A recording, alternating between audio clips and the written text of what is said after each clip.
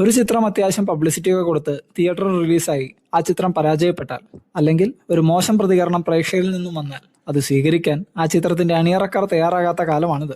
പറഞ്ഞു വരുന്നത് പള്ളിച്ചട്ടമ്പി എന്ന ചിത്രത്തെക്കുറിച്ചാണ്. റിവ്യൂവേഴ്സ് പറയുന്നത് നമുക്ക് തൽക്കാലം വിട്ടേക്കാം. എന്നാൽ തിയേറ്ററിൽ നിന്നും ചിത്രം കണ്ടിറങ്ങുന്നവർ പറയുന്ന അഭിപ്രായം നമുക്ക് കണക്കിലെടുക്കാം എന്നാണ് എന്റെ അഭിപ്രായം. പള്ളിച്ചട്ടമ്പി എന്ന ചിത്രത്തിന് നല്ല രീതിയിൽ നെഗറ്റീവ് റിവ്യൂസ് വരുന്നുണ്ട്. ബുക്ക് മൈ ഷോയിൽ റേറ്റിംഗും കുറവാണ്. പക്ഷേ ഈ ചിത്രത്തിന്റെ അണിയറക്കാർ ഈ ചിത്രം വിജയിച്ചതിന്റെ പ്രസ് മീറ്റ് നടത്തുകയാണ്. സക്സസ് ടീച്ചർ എന്ന പേരിൽ ഒരു പ്രോമോയും പുറത്തു വന്നു. അങ്ങനെ ഇതൊക്കെ കേട്ട് ഞാൻ പടം കാണാൻ പോയി. ഉള്ളത് പറയാമല്ലോ, നാടകം. ആക്ഷൻ സീക്വൻസുകൾ ഒന്നും തന്നെ പോരാ. ഇവൻ ജൂനിയേഴ്സ് ആയാലും ചെറിയ ചെറിയ ക്യാരക്ടേഴ്സ് ചെയ്തവരായാലും നാടകം ലെവലാണ് ചെയ്തു വെച്ചിരിക്കുന്നത്. ചിത്രത്തിന്റെ പേര് കേൾക്കുമ്പോൾ നമ്മൾ പ്രതീക്ഷിക്കുന്നത് ഒരു കൊമേഴ്ഷ്യൽ ചിത്രമാണ്.